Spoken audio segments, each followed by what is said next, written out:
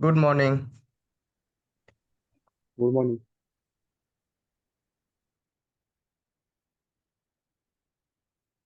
Morning all.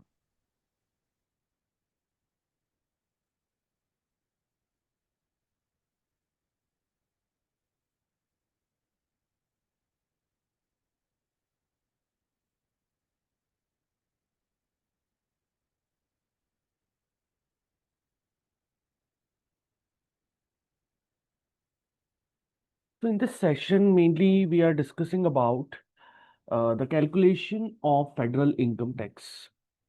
Mainly not exactly about the federal income tax. Mainly this is one of the step to calculate the federal income tax. Just like in India, we have to calculate the taxes, what we do.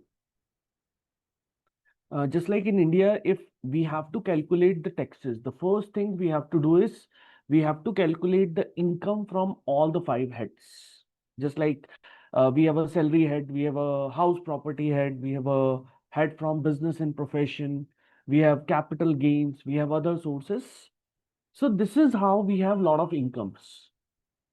In the same way as in US as well, we have a lot of incomes and all the incomes comes under the gross income. So whenever we have to calculate the individual income tax, the first thing we should know is gross income, which is one of the most important term in case of calculation of federal income tax. The next thing is adjustments. Just like out of income, we get some standard deductions. There are some adjustments that we are required to do. Mainly all the adjustments, what we do it within the specific head. But here, we are not doing the adjustment within the specific heads. Here, the adjustment will be happening separately. So after we make an adjustment, there is a adjusted gross income. Then from the adjusted gross income, there is some itemized deduction, just like we have a deduction under Chapter 6A as per Indian income tax. We have a deduction as per 6A chapter, 80C, 80D. Lot of deductions are there, political deductions. In the same way, in US as well, the itemized deduction, item-wise deductions will be available out of your income. Then there is a standard deduction. Just like in India, we have a standard deduction on the salary income, 75,000. So here also we have a standard deduction. It's not specifically for any person, any specific head. It's for everything. There is a standard deduction is there, which will be available according to which category you are coming. You are coming under individual, you are coming under merit filing jointly or merit filing separately. According to that, you will get some standard deduction. Then if you are not just the salaried holder, you are the businessman as well, or you are into the business income, you are generating the business income. So you'll get some qualified business income deduction as well. And after we make an adjustment of all these deductions, we get the taxable income. Taxable income means now you can apply the taxes. So now when we apply the taxes over and above the taxable income, we multiply with the tax rate, we get the gross tax liability. Then if any credits is there, like mainly some credit is there, like we have already deposited some taxes. So there can be like a net tax liability or refund receivable. Just like in India, we calculate the gross tax liability.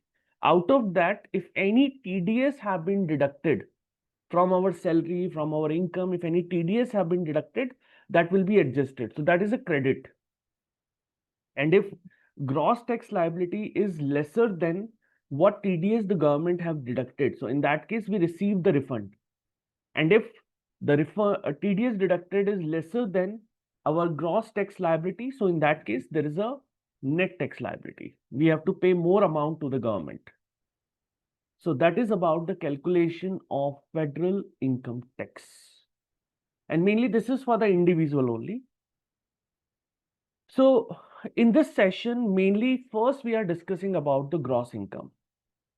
In the coming sessions as well, we'll be discussing about each and every item within our sessions. So first of all, we will be completing the individual income tax. Then we start with the C corporation or S corporation that we will start afterwards. Okay, so now we are starting with the gross income. What is gross income and how the gross income will be calculated. So just like we have discussed, whenever we are getting an income from various heads, it is something known as a gross income.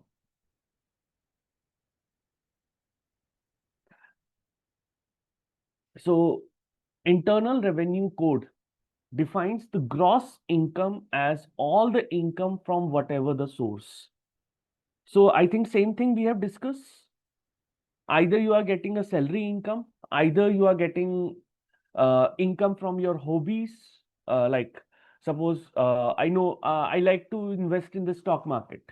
Whatever the income I am getting from there, like I am doing my side business as well. Like I have some of my startup. I'm doing my job as well, but I am having my startup as well. Like I have a restaurant, I have a small tea outlet. So this all income, whatever we are generating, that all comes under the gross income. Just like salary income, capital gain, capital losses, then any house property income. I have given one of my property on rent, so I'm generating from there. So a lot of incomes can be possible under the gross income. Anything can come under the gross income, any type of income you have. So as all the income from whatever the source derived, unless a law specifically exclude the sources as an income. Like suppose just like in India, there are a lot of incomes that is exempted. So in the same way in US as well, there are a lot of incomes that are exempted. On those incomes, you are not going to pay any taxes.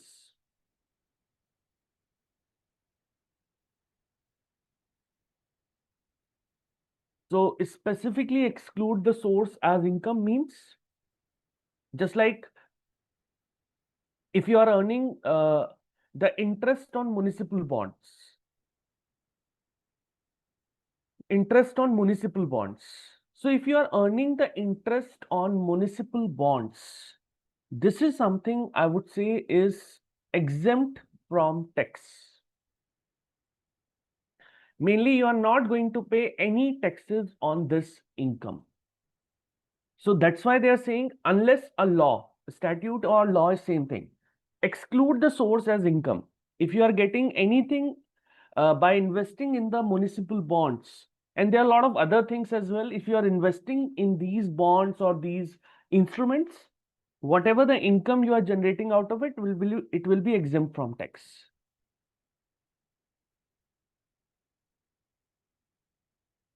So is this clear, everyone, till this point?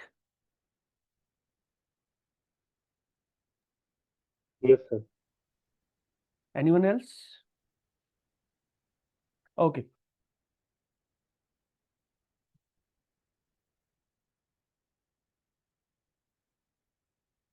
Now, the first thing is compensation for the services. Like you are in the job, you are getting anything like you are in the job, you are giving some services as a part of internship. Yes, In sir. any, okay, okay, something. So in any way, if you are generating anything from your from giving the services, it is something being included in your income. So compensation for the services. So all the compensation for the personal services, including any fees you are getting, any commission you are getting, or similar items you are getting. So that is something comes under your compensation.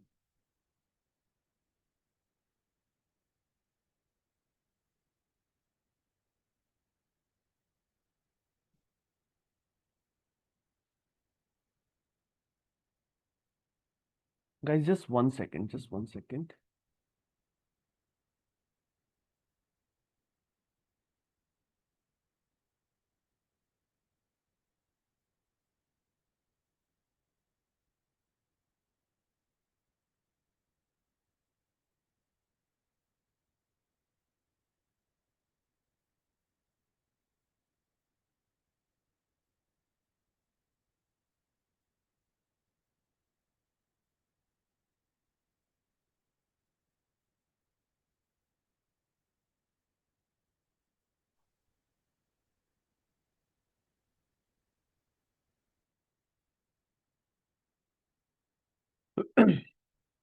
So we are discussing about the compensation for the services.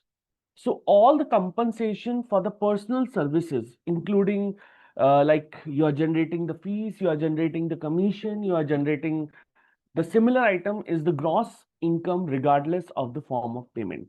Either you are getting in cash, you are getting like in cash, you are getting, I would say, mainly in the check form or bank transfer, whatever the form of payment you are getting, it will be considered as the compensation for the personal services and it should be included in your income. Next is,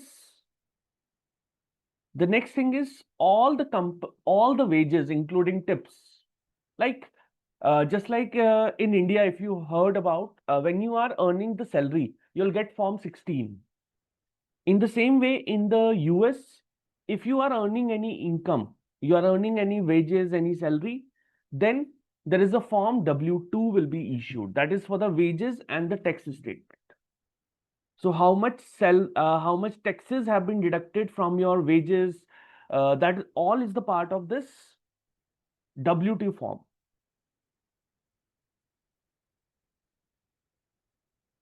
Then,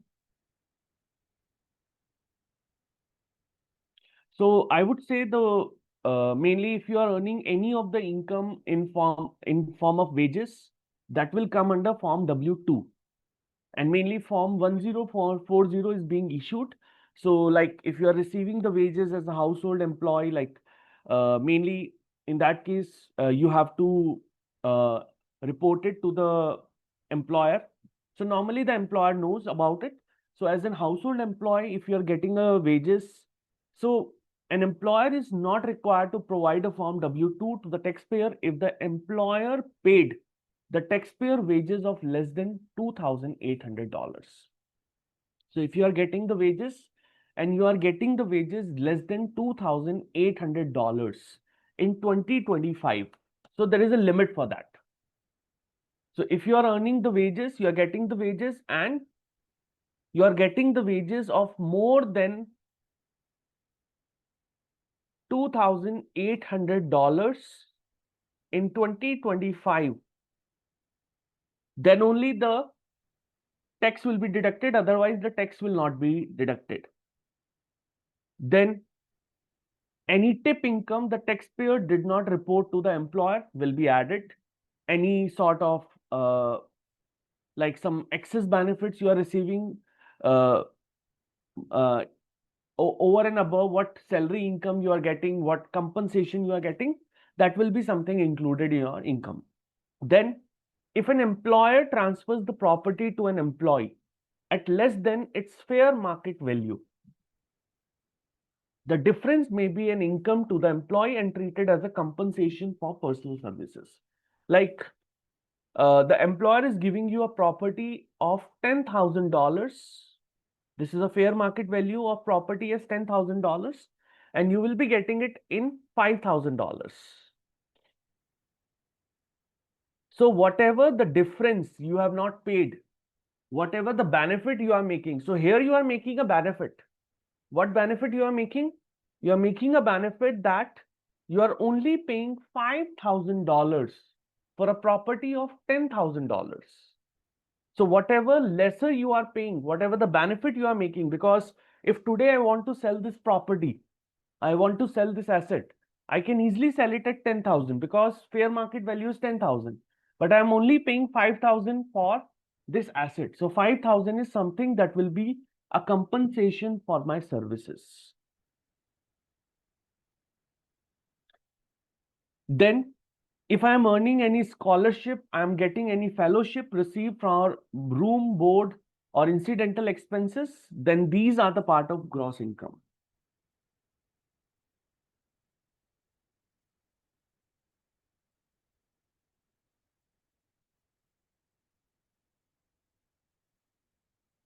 So what they are saying?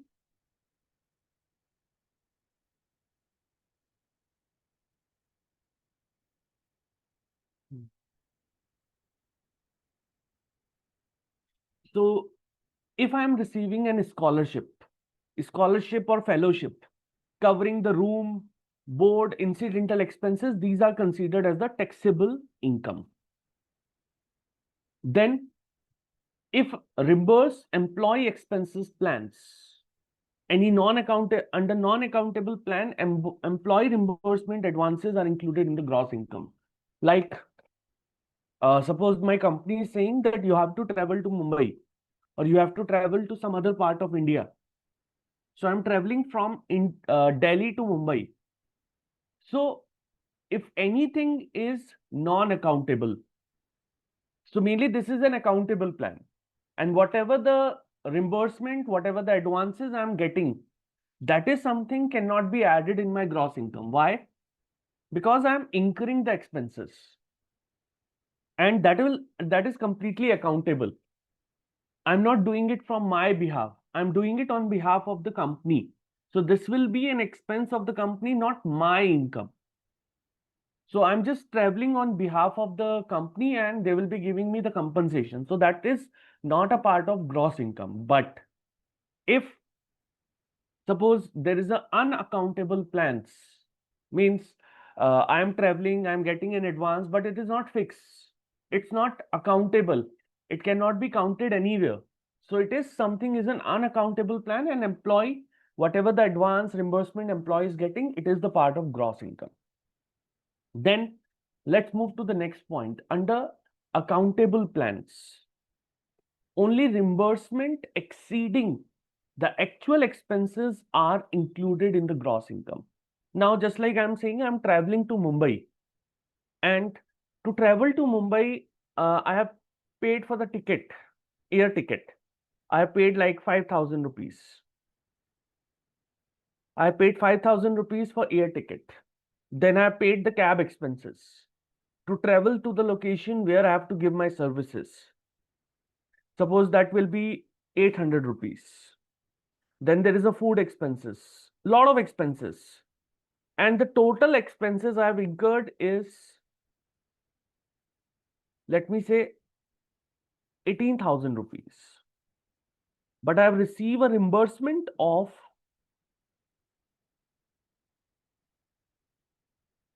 20,000 rupees. So whatever the excess reimbursement I have received, whatever the excess amount I have received, this excess amount will be treated as my income. It is the part of compensation for the services. So that is about the reimbursed employee expenses plans.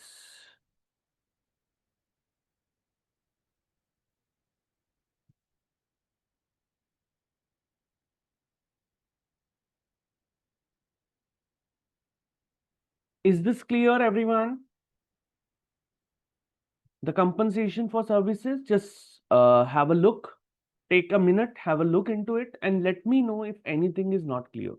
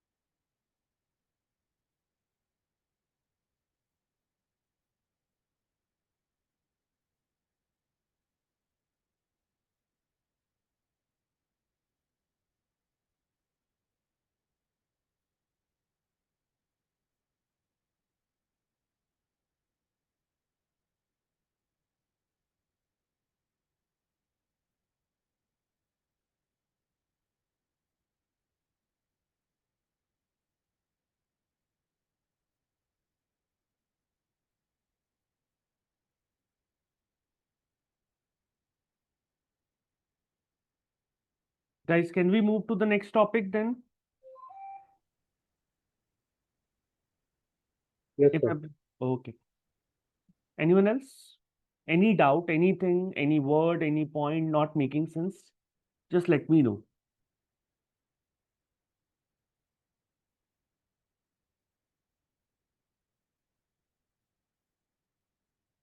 Okay, so I think we can move to the next point now.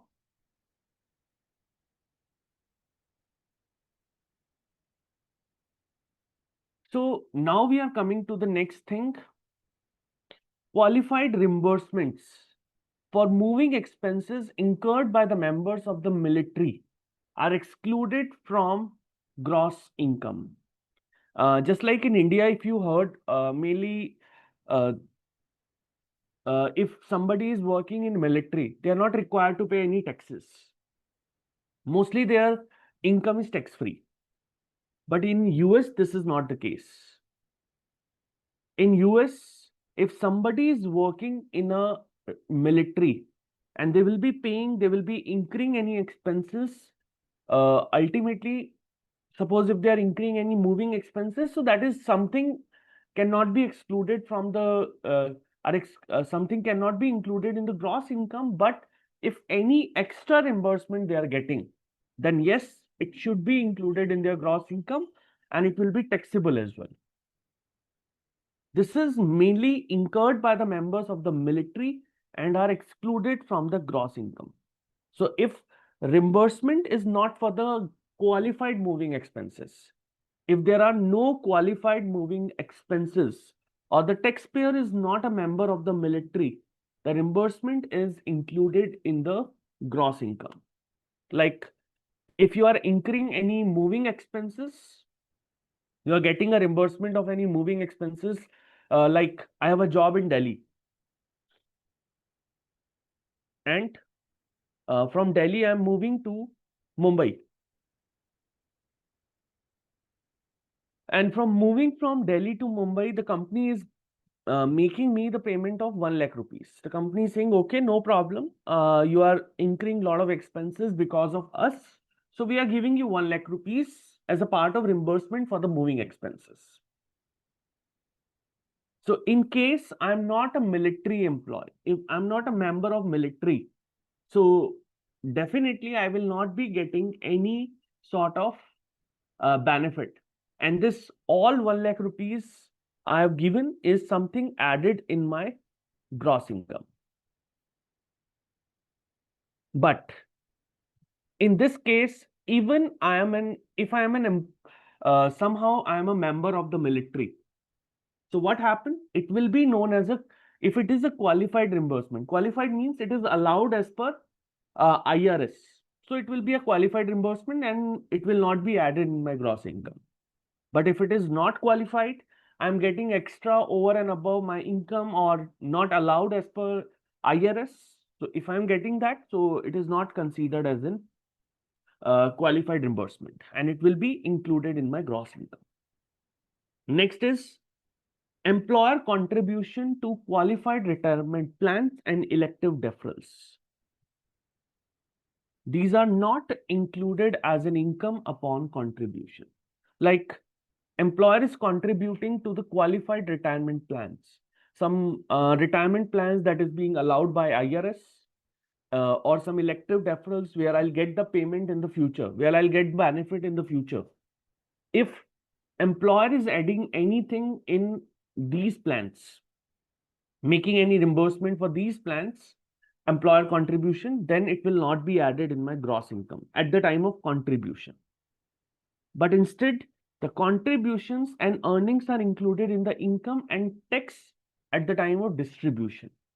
When I'm actually availing this benefit, when I'm actually getting the benefit for this, something is being added in my bank account, something I'm getting in my bank account as a part of this contribution, then it will be included in my income and it will be taxed at the time of distribution. So when it will be distributed, when we are actually realizing this benefit, at that time it will be included in the gross income and it will be taxed. Like suppose your employer is giving you some benefit for where you will be getting some sort of income after 5 years, after 6 years, you'll get the benefit for that. So at the time when you receive the benefit, at that time it will be taxable. Not now. At the time of contribution, it will not be taxable. At the time of distribution, it will be taxable. So contribution it's not taxable. At the time of distribution, it will be taxable.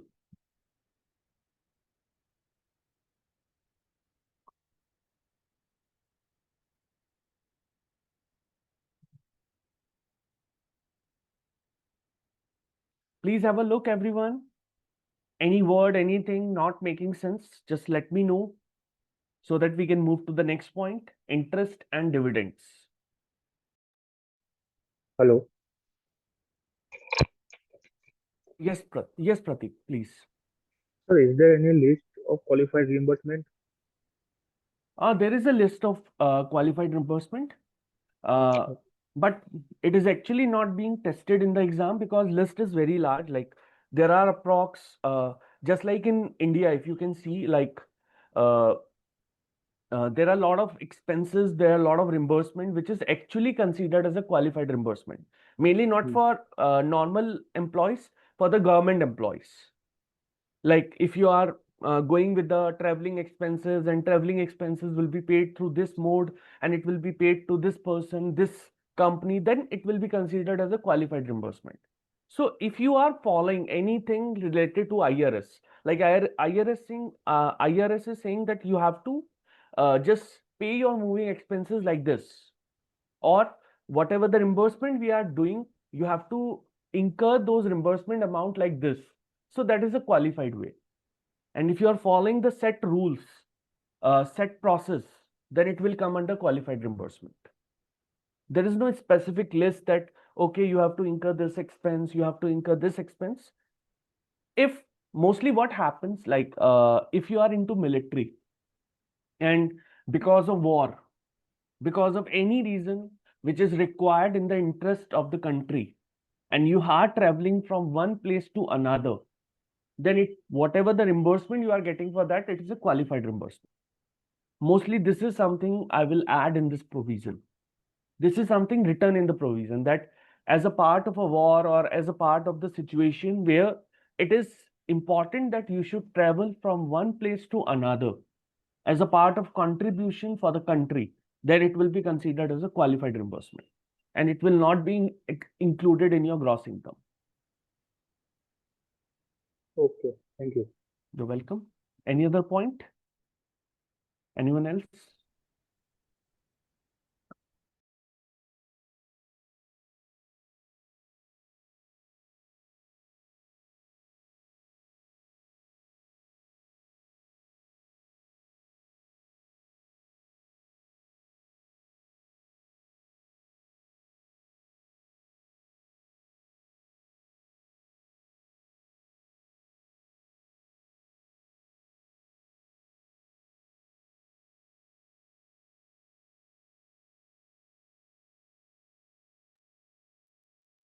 Let's move to the next point now. See, normally, if you are a private company employee and you are you are getting any benefit for the moving expenses, then you will not be coming under any benefit. You will not be getting any benefit. And suppose if you are a military employee, military member, and you are just traveling because of some requirement from the country, then it will be a qualified reimbursement. Now, let's next move to the interest and the dividend.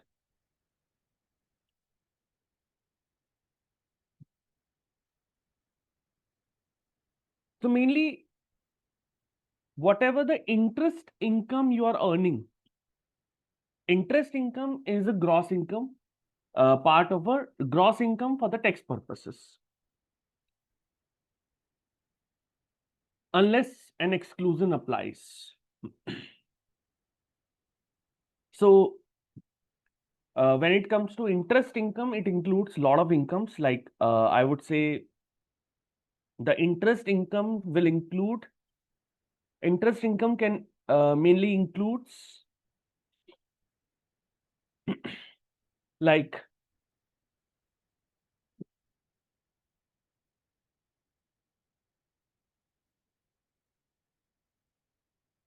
I would say as a mercantile premium.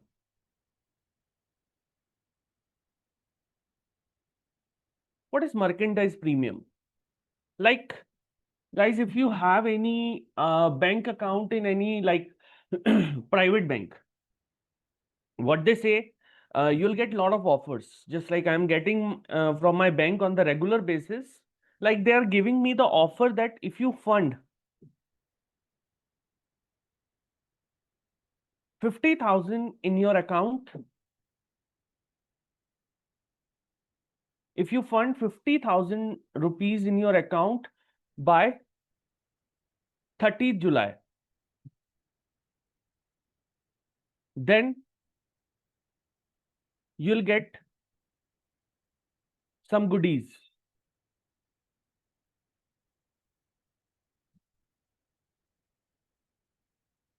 These type of benefits I'm getting, these type of offers I'm getting from my bank.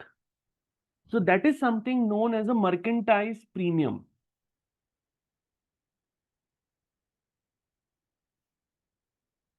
Then interest on US Treasury bonds. Just like in India, there is a bonds, sovereign bonds are there. In the same way in US, there is a treasury bonds are there. Treasury bonds investment will be considered as one of the world's safest investment. And if you get anything from here, it will be known as interest on US Treasury bonds. Next is interest on state, local, and federal tax refunds. Like if you are getting any interest on the if income tax department is refunding you the taxes, and whatever the interest you are earning over that, it will be something added as your interest income.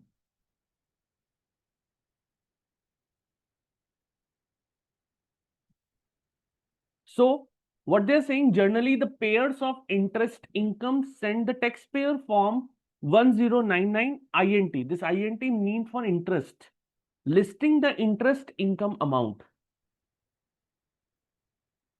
And whatever the taxable interest, so taxable interest is reported on form 1040. Taxable interest is reported on form 1040. So we'll discuss about it form later. And that will be with schedule B. If total interest received is over, just like in India, there is a limit of 10,000 is there, 10,000 rupees.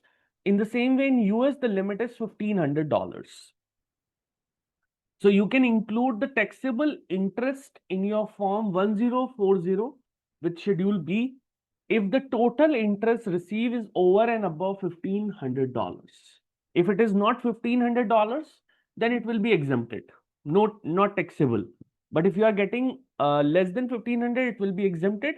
If you are getting over and above 1,500, it will be included in your form 1040. Form 1040 is some sort of, just like we have an income tax form 1, 2, 3, 4. In the same way in US, we have a form 1040, which is very, very important form. Next, in case of interest, there is a form 10999 interest will be there. Here it is for the dividend, it is form 1099 div.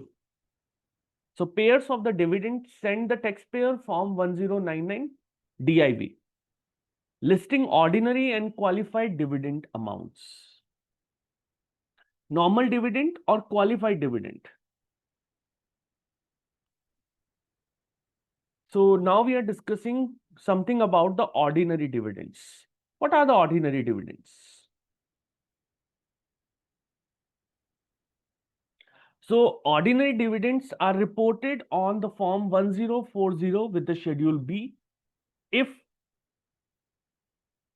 again, total is over $1,500 or the taxpayer received, then it should be included in Form 1040.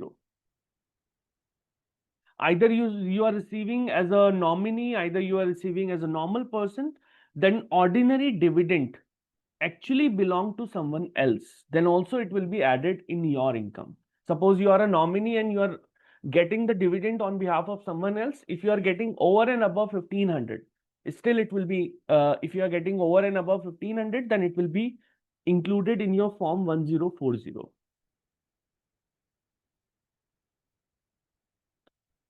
Any qualified dividend you are getting, like whatever the qualified dividend amount you are getting, so it should be always included in the Form 1040, regardless of any limit.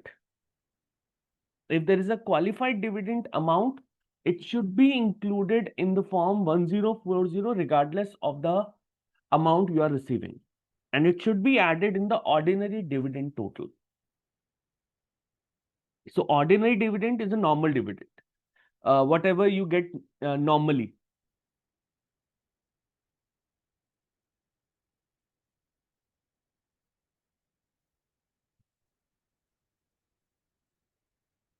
It's a normal dividend, whatever you are getting from the companies. Qualified dividend is like some restriction is there, something is important, some restriction is there which is implied by IRS. So in case of qualified dividend, if any income you are getting, that will be ultimately directly included in your Form 1040.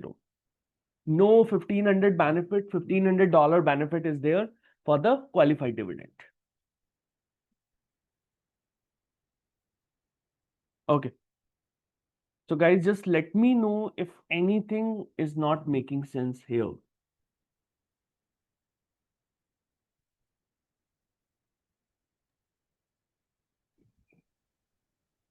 Hello.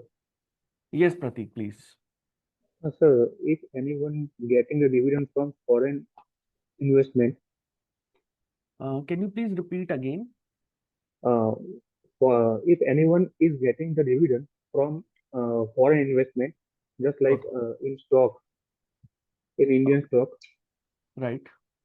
uh, where it should be reported. Yes, definitely it will be recorded. So in any case, if you are getting a dividend and the dividend amount is more than $1,500, then it should be the part of Form 1040. Otherwise, mainly this Form 1099 DIV is something, the form given, suppose any company like, I would say you are getting a dividend from Tesla, then Tesla will be issuing this Form 1099 DIV in your name, and they will be ultimately, this form is ultimately showing the amount of dividend that is being credited in your account during the year. And if during the year more than $1,500 will be credited, then you have to include this amount of dividend in your Form 1040, which is actual income calculation form, gross income calculation form. In this form, it will only be included when your dividend income from Tesla or from anywhere, the total gross income is more than $1,500. Then it should be included in your Form 1040. Otherwise, you can just say that, okay, this is exempt from the taxes. मेरा पूछना ये था कि out of US कोई stock में invest किया है Out of? Out of US मतलब हम जैसे करते हैं हम इंडिया में हैं तो यूएस में स्टॉक लेते हैं Right. तो वैसे यूएस सिटीजन अगर आउट ऑफ यूएस कंट्री से हाँ स्टॉक परचेज करता है तो उससे डिविडेंड मिलता है तो उसमें भी ये लिमिट आती है 1,500 या वो Absolutely. Taxable This limit will be applied for everyone. Everyone okay Yes. Thank you If it is specifically considered as a qualified dividend amount, like as per IRS, if they are saying that if you are getting the dividend from any foreign company and they are saying no, this dividend amount is qualified dividend, then no limit will be applied. If it is not a qualified dividend, then 1,500 limit will be applied. So it will be always be specified anywhere if it is a qualified dividend or it is non-qualified dividend. If it is non-qualified, you have to take a limit of 1500. If it is a qualified dividend, there is no need to take any limit of 1500. Okay.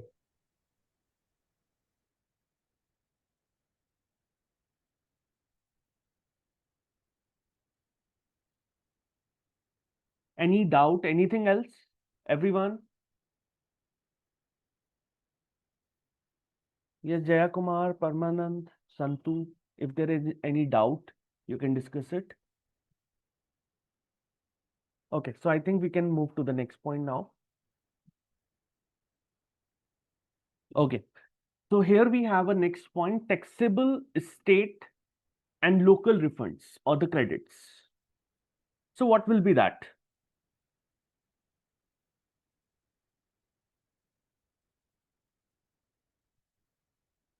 So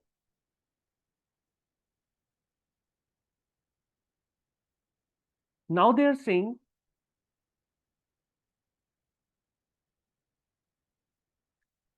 so generally the payers of state or local income tax refunds, credits or offsets sends the taxpayer form 1099G. So state or local income tax refunds might be taxable, we can say that, but not always.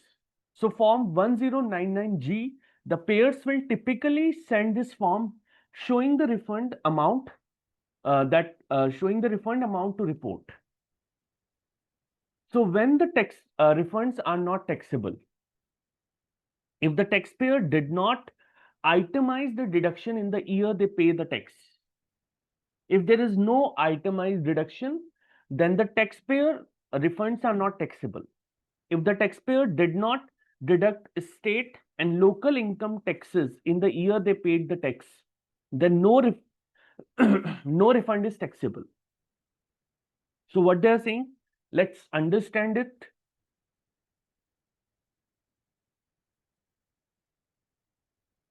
So those who are generally the payers of state or local income tax refunds, credits or offset, send the taxpayer form 1099G listing the amount to be reported.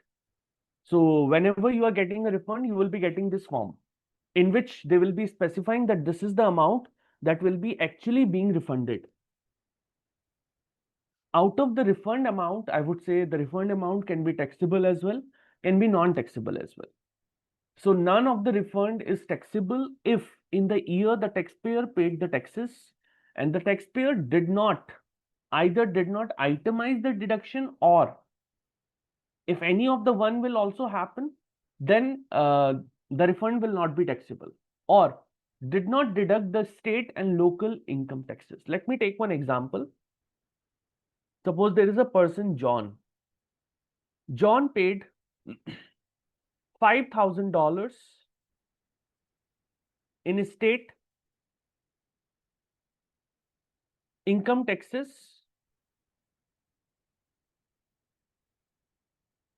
in 2025. An itemized deduction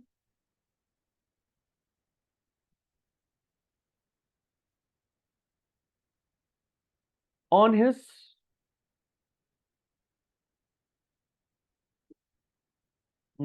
federal IT return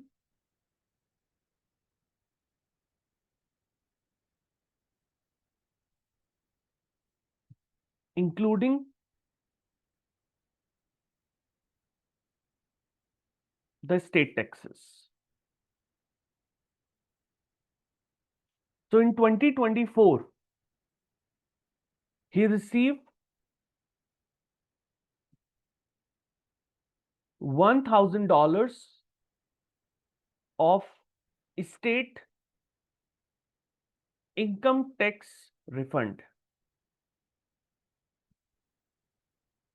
So here, what do you think? This refund is taxable or not?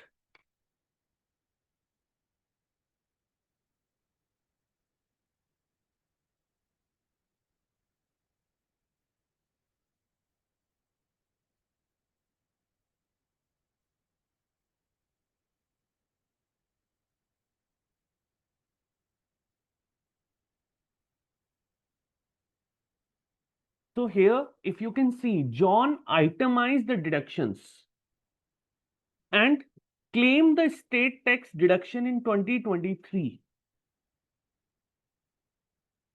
So $1,000 of the refund is considered as a taxable income in 2024.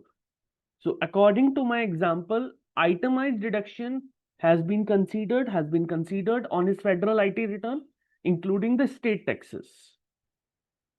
So definitely, whatever $1,000 John will be receiving in 2024, we can say this $1,000 will be considered as a taxable income.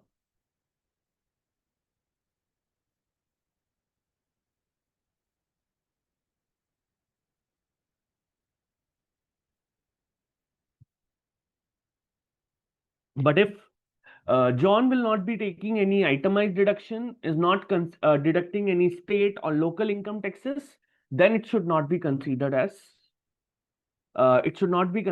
taxable. But now in this example, it should be considered as taxable income.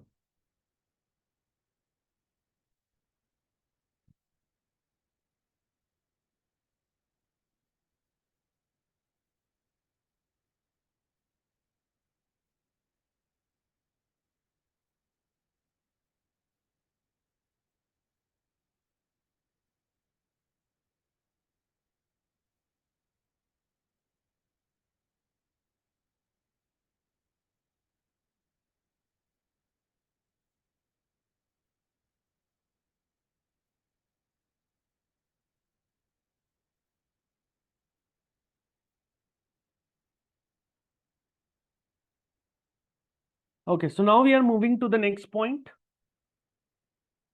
Alimony and separate maintenance payments.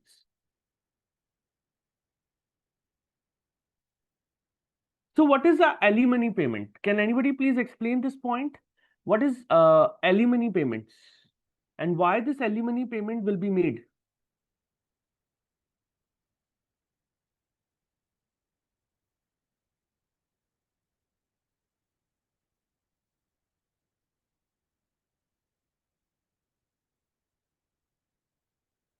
So when we are talking about the alimony payments, at the time of divorce, whatever the payment one of the spouse is making, one is the payer, one is the payee.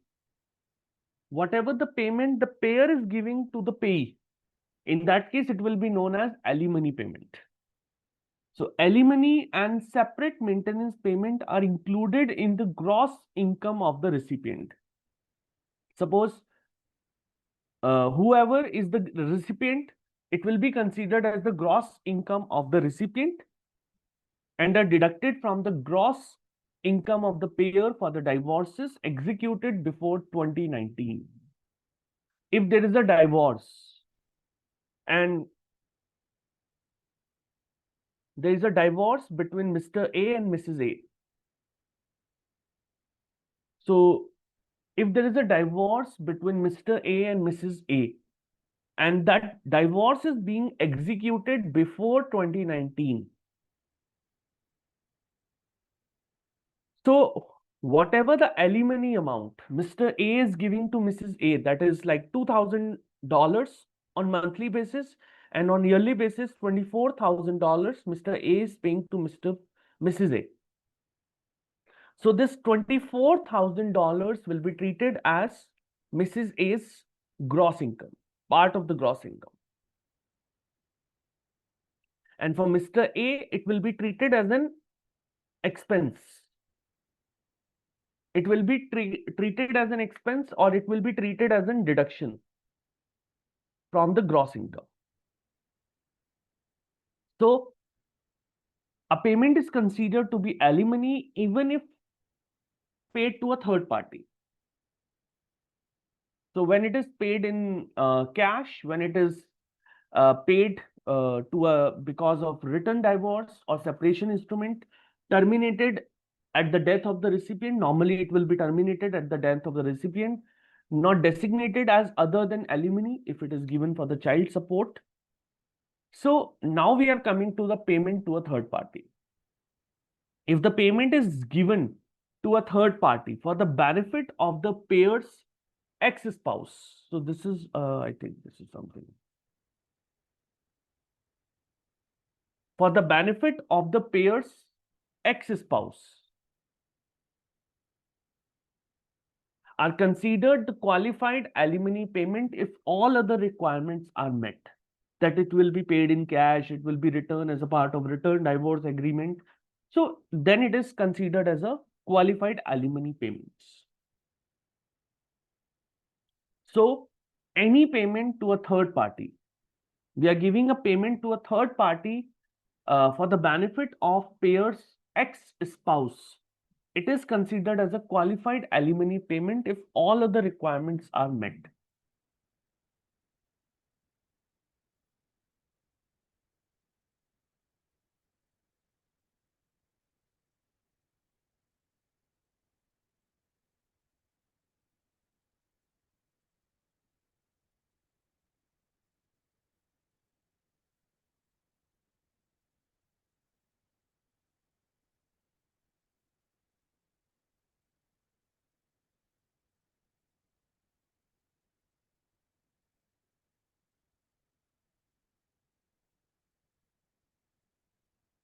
So payment to a third party for the benefit of ex-spouse are considered to be a qualified alimony payments. Next is property settlements are not treated as the alimony. Like if I take one example of this, let's take an example of this. What is property settlements and why it is not treated as an alimony? So property transferred to a spouse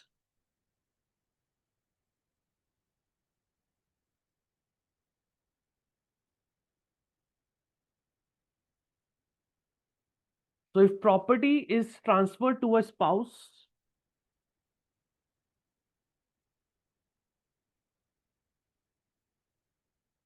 or some former spouse incident to a divorce,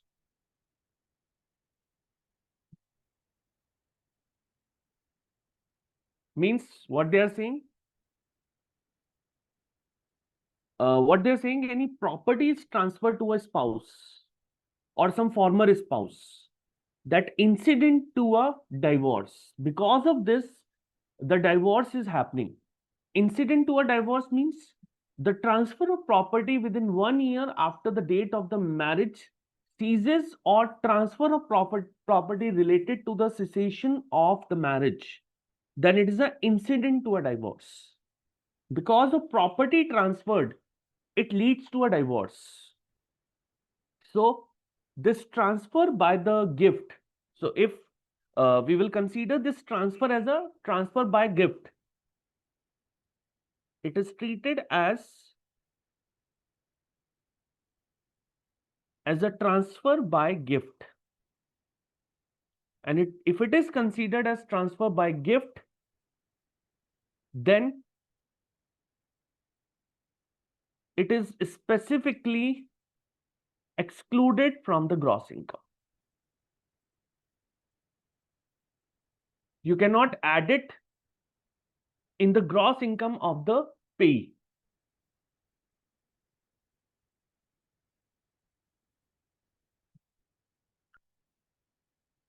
So what is written here, I am explaining once again. Any property is being transferred and it will be transferred to a spouse, or it is transferred to the former spouse, and it incident to a divorce. Because of this, there is a incident of divorce is happening. Most probably it happens. There is a possibility of that somebody is giving their spouse a property, and after taking a property, they take a divorce. So it is not considered as an income of spouse. It is not being added in an income of a spouse. It is just considered as a transfer by gift, and it is specifically excluded from the gross income. Next is child support payment are exclusion from a gross income of the recipient and not deductible by the payer. Like if one of the person, the payer is paying any amount for the child support as a child support payment, like for supporting the education of their child, well-being of their child, they are making any payment. So this is not something considered as an income of the pay or recipient. It is just for the benefit of child.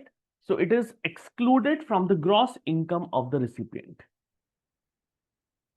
And even it is not deductible by the payer. So now I'm considering one more thing here in this point. If the divorce or separation instrument specifies the payment of both alimony and the child payment, and only partial payments are made, the payment are considered to be for the child support until the obligation is fully paid, and any excess is then treated as an alimony. Like the payer have to make, one second, sorry. Like payer have to make a total payment of, let me say, $20,000 during the year. Out of this, 12,000 for the child support and 8,000 for the alimony. This is for the child support and this is for alimony.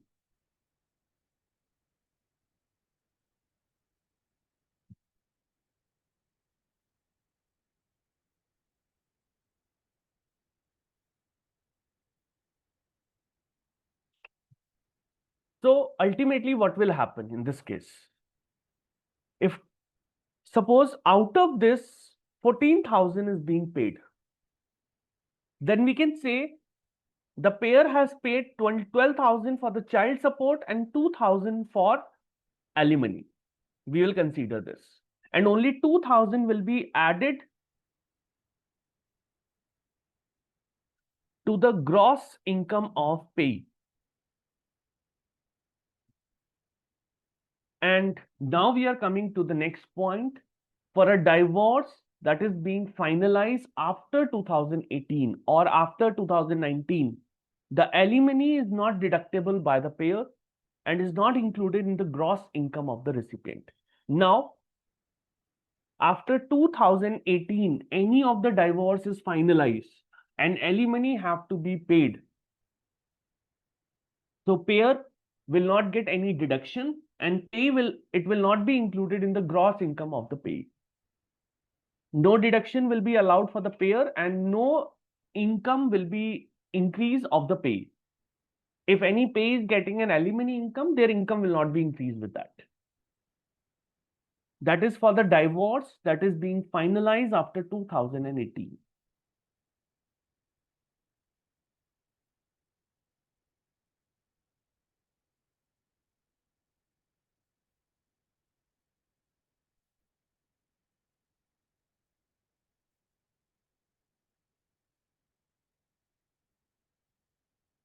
Is this clear, everyone? Anything not making sense? Just let me know.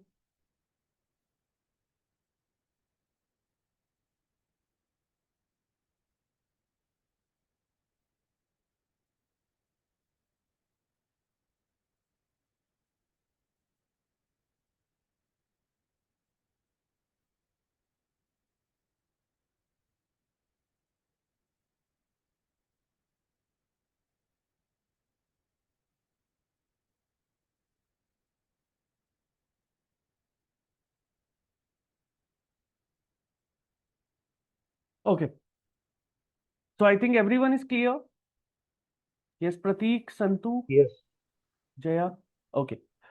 So guys, just hold for 2 minutes. Let me take some water. Then we will start with the next point now. Okay. Let's just hold for 2 minutes now.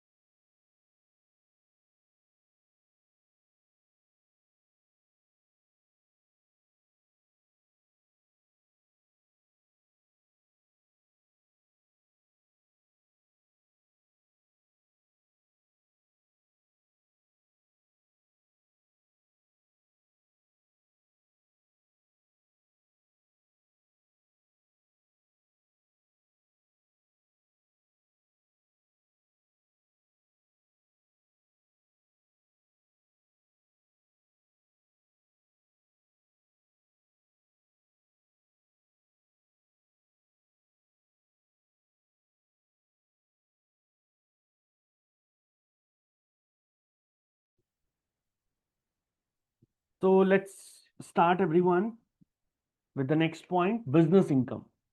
So what is the business income and how it should be included? A lot of things are there. So when we are saying the business income, so business income is the part of Form 1040 Schedule 1.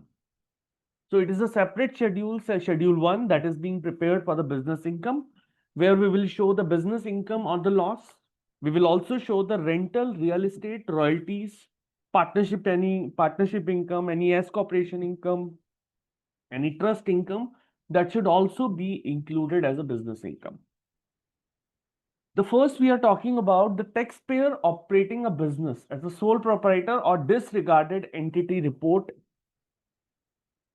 income.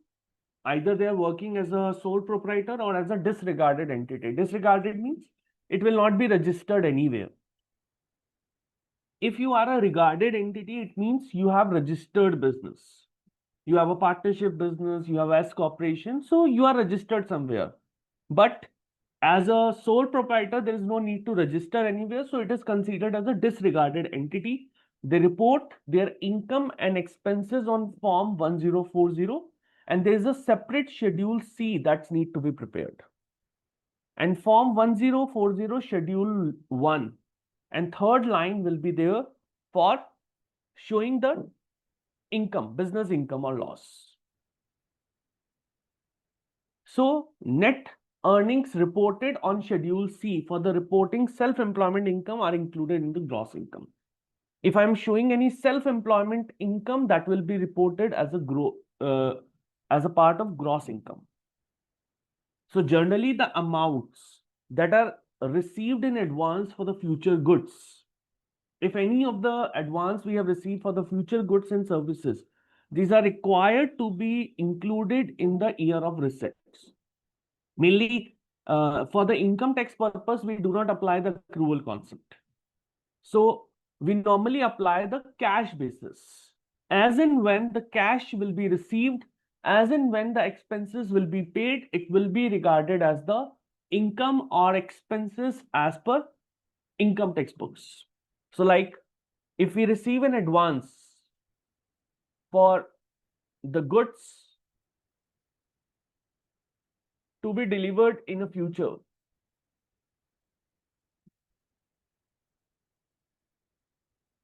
then for the goods to be delivered in future, any advances you have received, so it will be considered as the part of your gross income. If any prepayments have been done, prepayments means any prepaid expenses have been made for the expenses, like I have made the prepaid rent, prepaid insurance.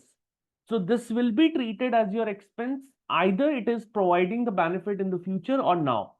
It will be treated as your expense for the current year. So just like suppose if I'm saying there is a person B and B is like a tutor. Now B ultimately is the current year taxpayer, and B is paying the taxes using accrual method of accounting, but has elected to defer advance payment for the services. So if suppose I'm saying on October 2, B received, let me say B, one second, sorry.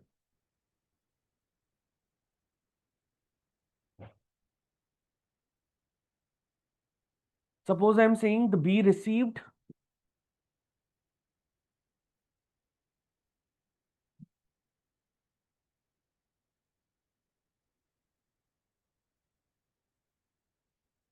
one second, guys.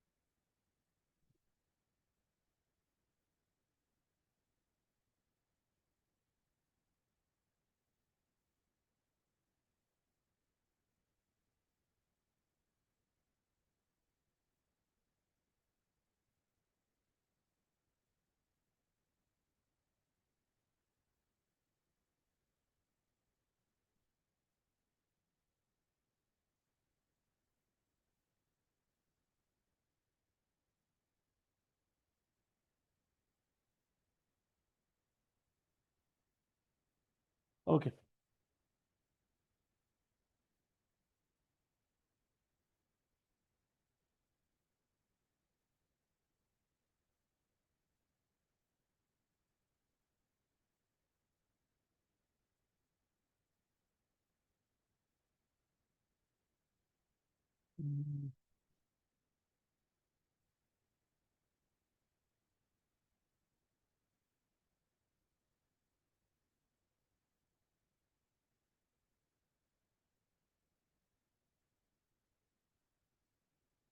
One second, guys. My system is making some problem.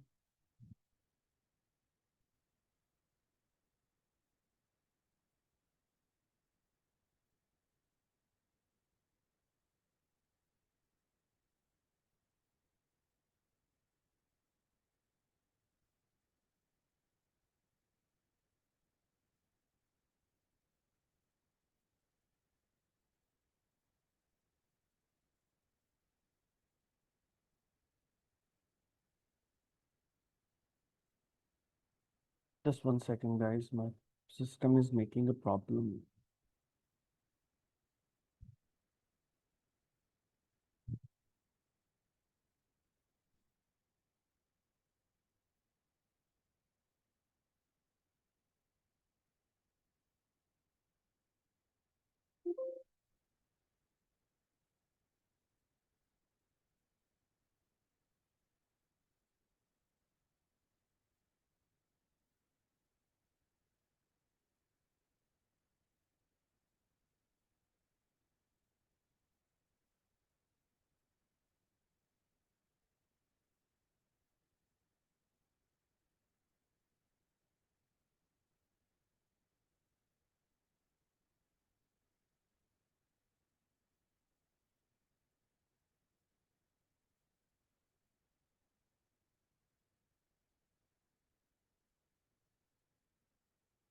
Okay. So now we are discussing one example. So B is a tutor.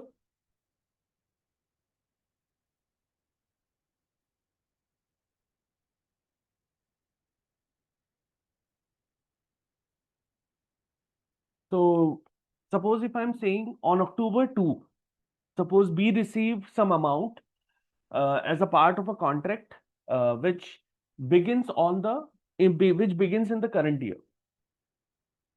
Okay. So and ultimately this contract is to be completed in year 3. So if B is as a tutor is following accrual basis of accounting, so in any way then B can follow that. But if in any way the B is not specifying that B is not electing to defer any of the advance payment for the services, in that case B needs to make sure that B will be ultimately considering all the income as the part of his own income for the current year.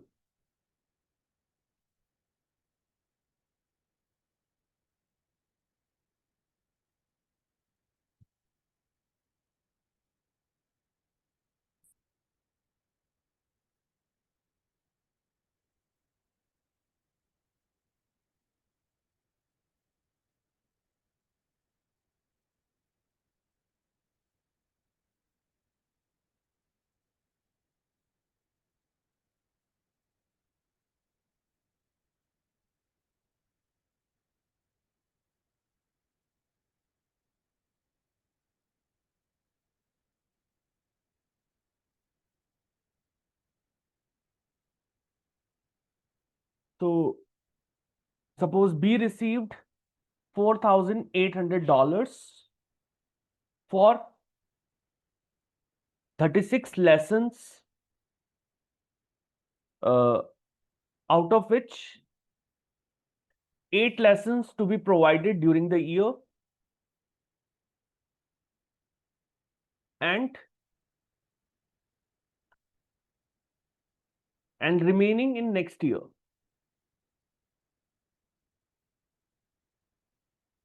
So if nothing is given, that means B is not following any of the defer payments logic, any of the deferred payment accounting method. So in that case, what happened? The entire $4,800 received will be treated as current year income. If not, then if accrual accounting method is being followed, we have to clearly show in their tax return that she is following accrual accounting method, and according to that, out of 4,800, she need to provide 36 sessions, and for each session, the price is, if you calculate 4,800, 133.33, and for 8 sessions, the price is 1067. So this is considered as the current year income, and the remaining amount is treated as prepaid income or the future income, income of year 2. So that is something being recorded in the books. Next is rent is income from an investment and not from the operation of a business. So if you are generating any rental income, it will not be treated as your business income. Rental income is different from the business income. So don't treat the rental income just like your business income. Okay. So rental income should not be treated as a part of business income. So whenever you are generating any income from the rental income, it is treated separately. So it will not be the part of line 3, it is the part of line 5. So here we are writing line 3 and this will come under line 5. So ultimately you cannot include it as your business income or operations income. So rental real estate is generally reported on Schedule E, and you can see here it is reported on Schedule C. So that is also one of the difference. Then any barter services or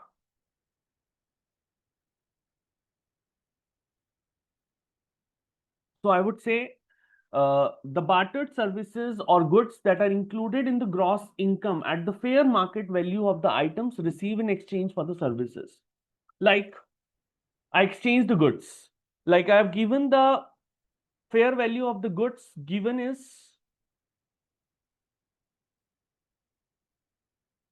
let me say, $10,000. And the fair value of the goods we have received is 12,000. So whatever additional value of the goods we have received, that is of $2,000, it will be treated as, it will be ultimately treated as the gross income of the organization. So barter exchange are required to be filed under Form 1099B, and the transaction is recorded under Form 1040 Schedule C, the same schedule in which I am recording the operations. Next is, I'm just removing all these points. Next is the royalties.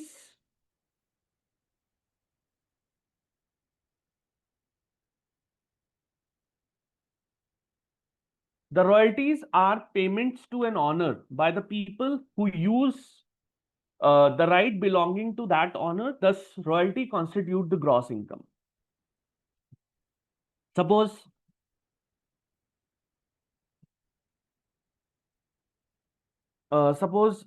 I have a publication rights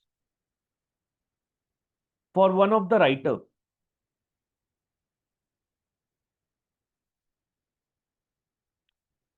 I have a publication rights for one of the writer, and in the current year we have sold 2 lakh copies. And for every copy we have to give $10. So $2 million we have to make the payment to the writer. So this is something considered as the royalties. And royalties are the payment to an owner by the people who use some right belonging to that owner. So in that case, this is considered as an adjustment from the gross income. Then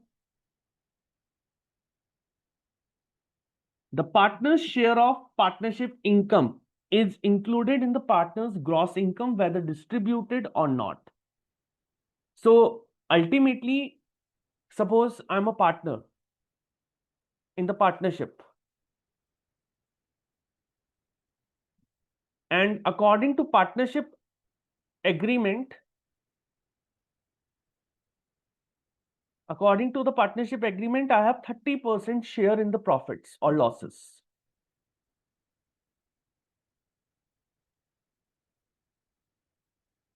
So either the profits are distributed or not.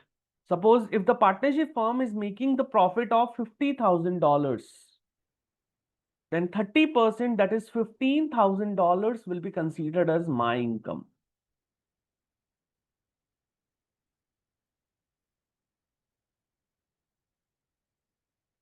And the last point is income in respect of the descendant.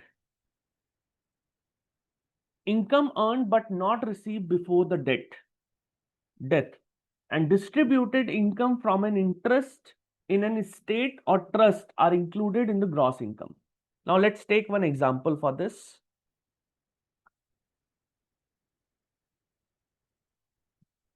Suppose if taxpayer died,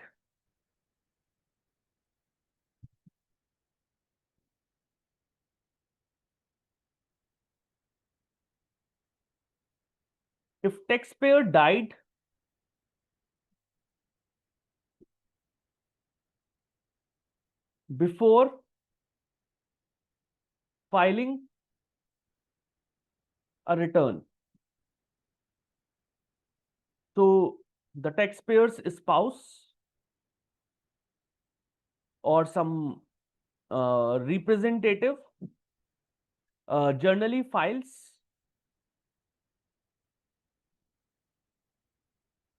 and signs a return.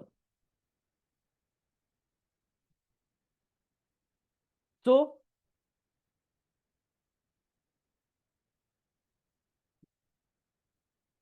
in any way, if the income in respect of decedent and distributed income from an interest in an estate or trust are included in the gross income. So it's ultimately what they are saying, if taxpayer died before filing a return and a spouse or representative generally filed or signs a return, so what will happen in that case? So whatever the descendant income in terms of estate or trust, it should not be included in the income tax return of the taxpayer. So in any way, suppose if income is there and if there is a distributed income from an interest in the estate, like I have some trust, some estate is there, so it will not be included in case if the taxpayer has already been died before filing a return. So that should be something that will be excluded.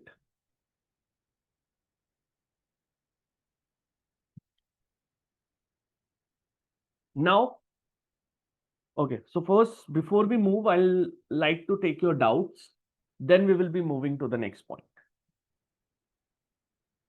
Yes, everyone, let me know your doubts, whatever the doubts you have. Then we will move to the next point.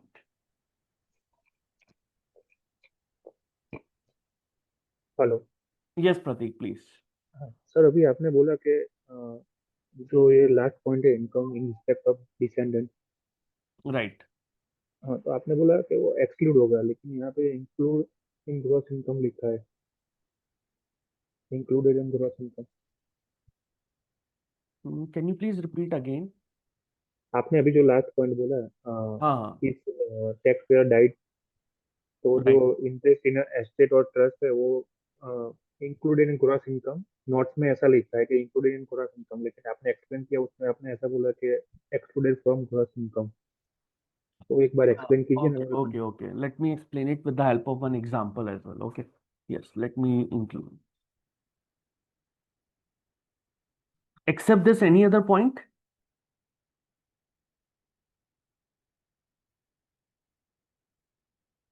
Yes. No sir. Okay.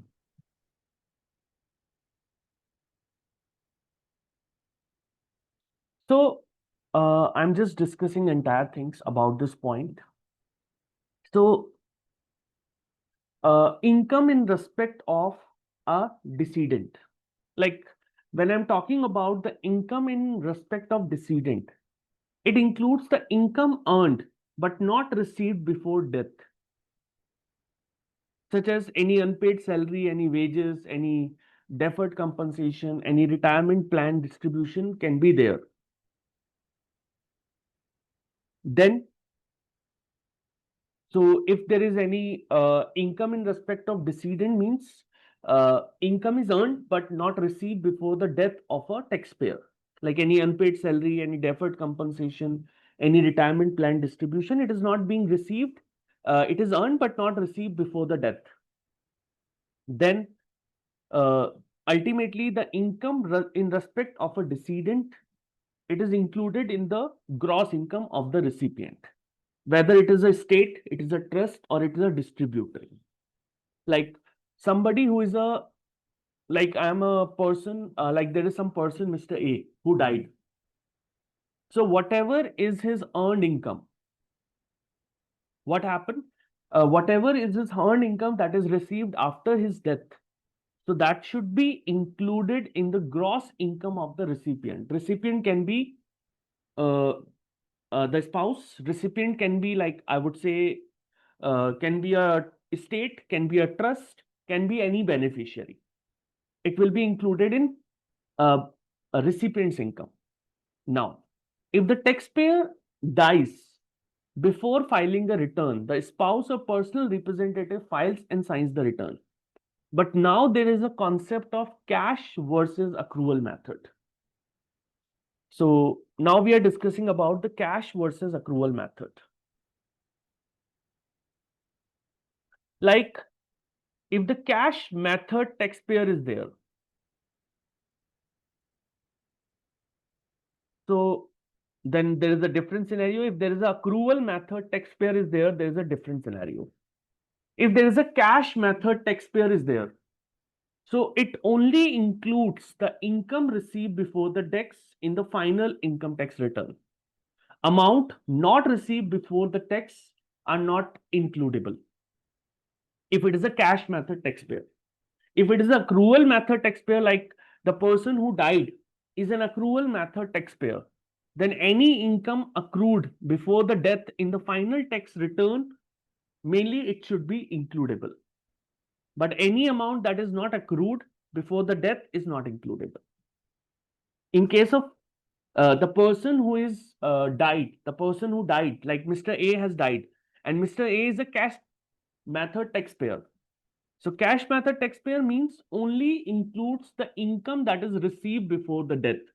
If any income is not received before the death, that should not be included in the final tax return. If it is received, either it is earned, either it is not earned. It doesn't matter, it should be included. If it is not received, either it is earned, either it is not earned, it doesn't matter.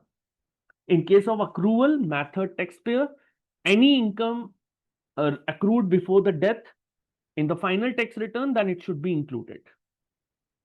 Either it is received or it is not received, it doesn't matter. Now let's take one example. With the example, we'll get more clarity about this concept. So suppose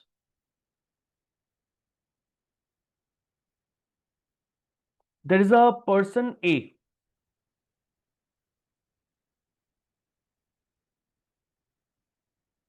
Is a cash basis taxpayer.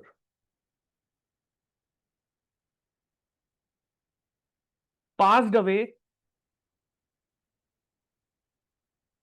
on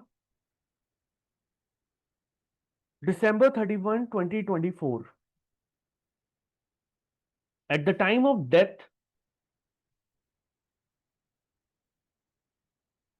so at the time of death, we can assume a lot of things. At the time of death, I would say he had, suppose he had earned 100,000 salary for year 2024, which was paid in full before his death.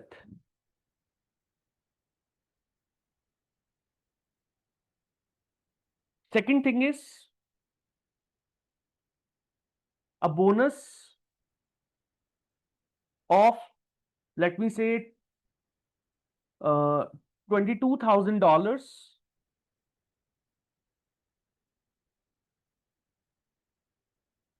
not paid until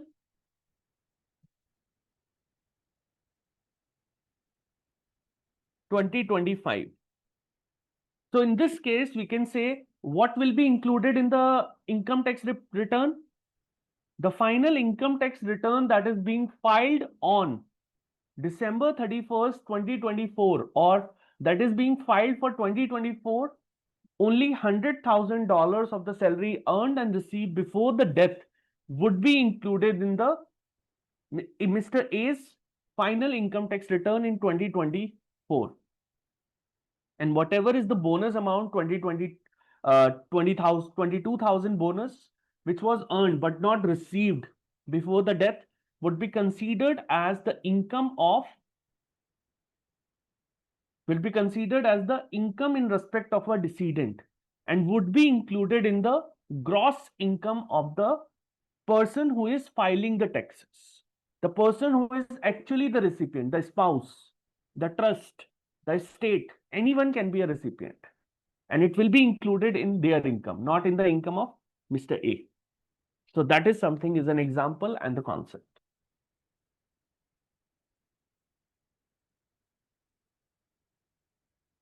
Clear now?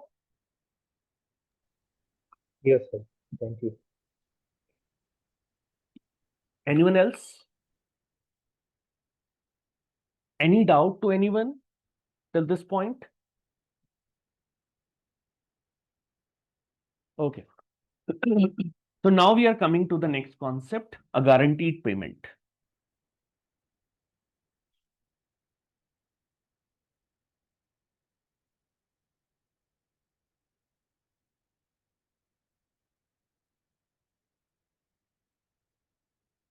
So what is a guaranteed payment and when it will be paid?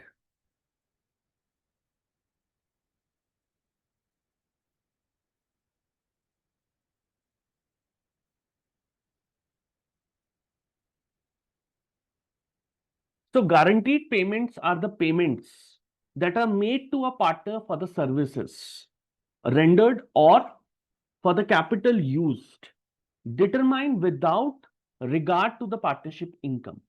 Like, suppose I'm saying I'm a partner and I'm giving some extra services. And as a partner, I want a salary. So that is the guaranteed payment. So whatever is the income or loss, I want at least you should be giving me $3,000 per month, or you will be giving me $35,000 for a year. So that is a guaranteed payment.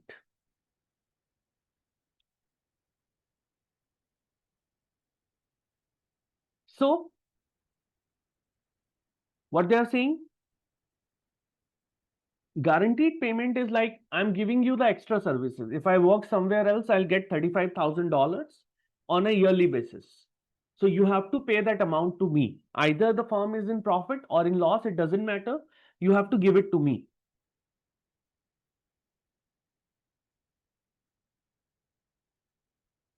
The next thing is, for purposes of determining the partner's income, the guaranteed payment is treated as if made to a non-partner.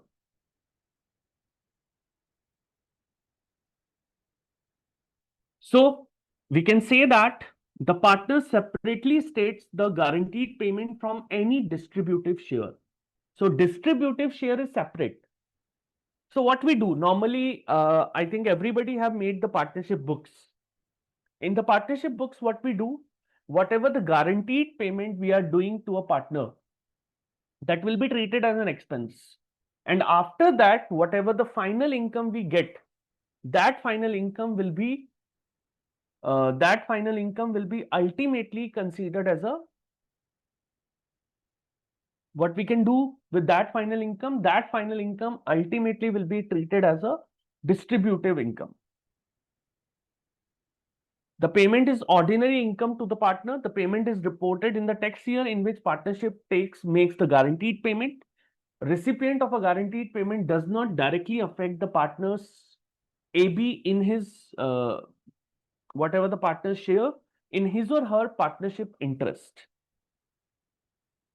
So ultimately what they are saying, suppose if guaranteed payment is done,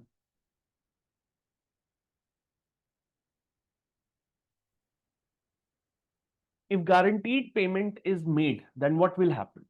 Like any partner is getting guaranteed payment of $10,000.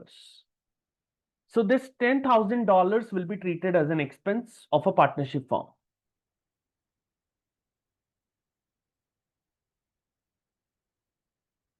And it needs to be paid either the firm is in profit or the firm is in a loss. It should be paid. Suppose there is a partner, Mr. A.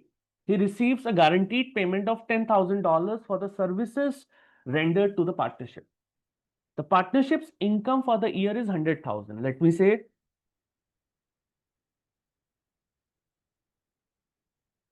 partnership income is 100,000. So I would say Mr. A guaranteed payment would be reported as an ordinary income in his tax return, regardless of the partnership income. Like, so this 10,000 will be treated as his ordinary income, and suppose after adjusting this 10,000, partnership make an income of 100,000, and out of this 30% is the share of Mr. A. So $30,000 will be treated as a partnership income.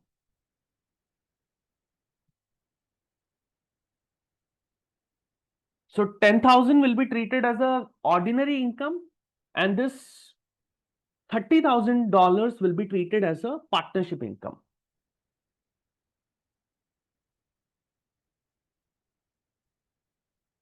So guaranteed payment will be reported as an ordinary income on the partner's tax return, which is separate from the share of partnership income.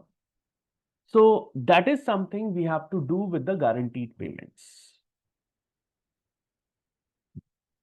So both the payments have to be separately shown in the income in the tax return. Whatever the payment I am getting as a guaranteed payment, that is a different thing. Whatever the payment I am getting as a part of ordinary income, as a part of partnership income, that will be shown separately.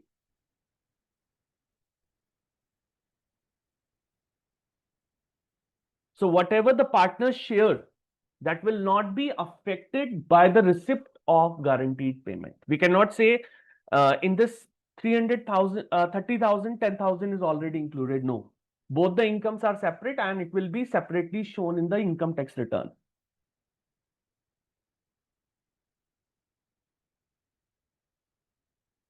Is this clear, everyone, till this point?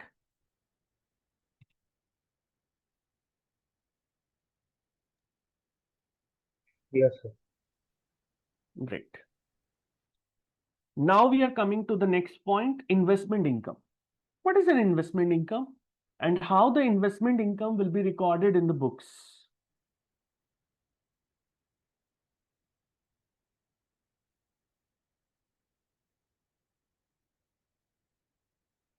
An investor in the property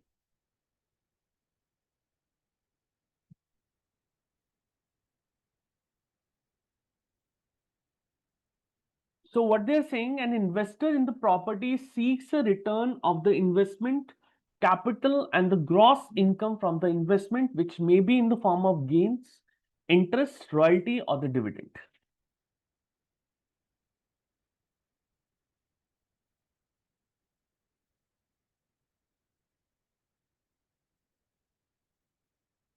So investor seeks return on their investment, like which can come in various forms. So they can either get a gain, like profit from sale of investment, they make a gain, like from selling their capital, they sell their stock, they sell their real estate property, they make a gain.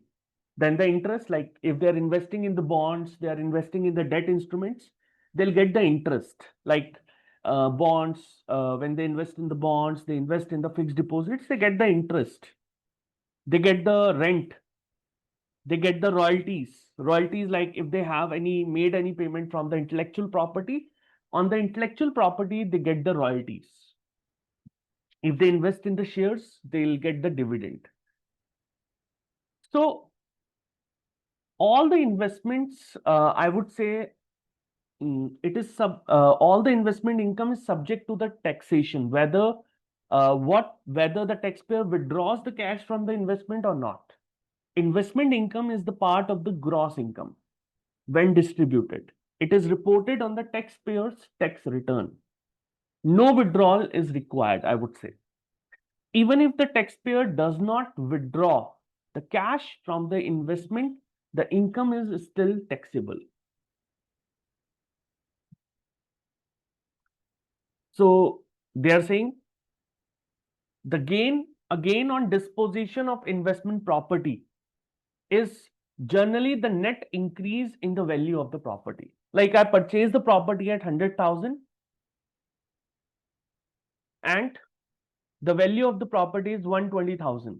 We dispose of the property at 120,000. So this 20,000 is an appreciation and it is also a gain. And this gain will be added in the gross income.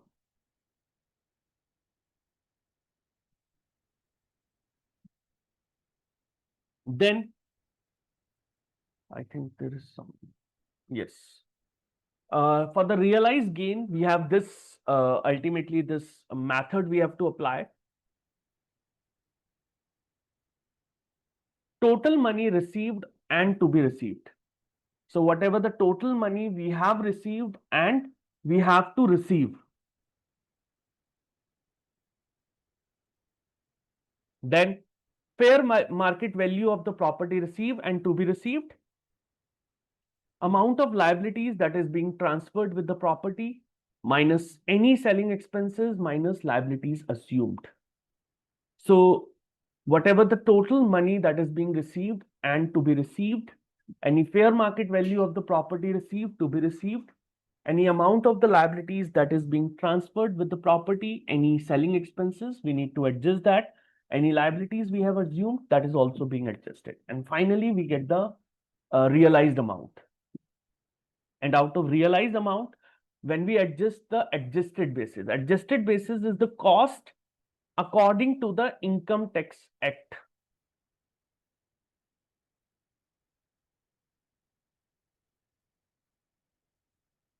That is the adjusted basis. So adjusted basis is basis on acquisition, like acquisition cost, acquisition debt, assumed liability. Out of that, when we adjust to basis, like any depreciation being adjusted, any improvement is being adjusted, so we get adjusted basis. Like I would say, according to the US GAAP, we call it as a carrying value. So out of the amount realized, when we adjust the carrying value, we get the gain or loss realized. If adjusted basis is more than the amount realized, then there is a loss. Otherwise, there is a gain.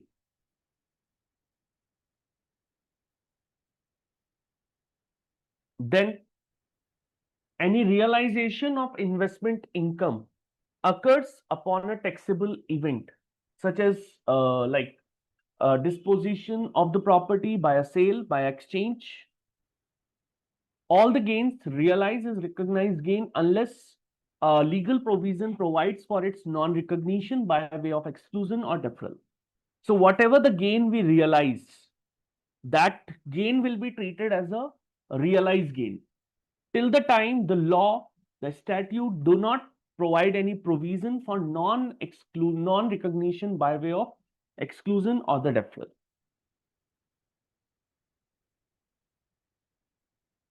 And what is the adjusted basis? Adjusted basis indicates the amount of capital invested. What money I have invested from my side in the asset, in the property, and not yet recovered by the tax benefit is an adjusted basis. Like we have calculated an adjusted basis is nothing, it is like a carrying value.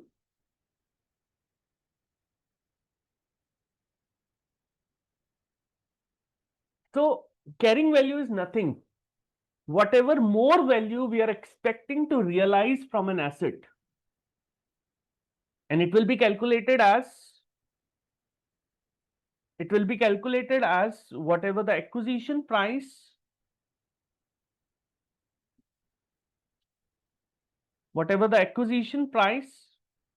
out of that, when we deduct any depreciation, we make an adjustment for the improvement, we'll get the adjusted basis. And this is depreciation according to income tax. And we get the adjusted basis. This is about the investment income. So guys, now we are not moving to the next point. So as of now, we are just ending our session. So this is all for today, guys. And let me know if anything is not clear, we can discuss it. Otherwise, we can end our session. Hello. No, sir. Thank you so much.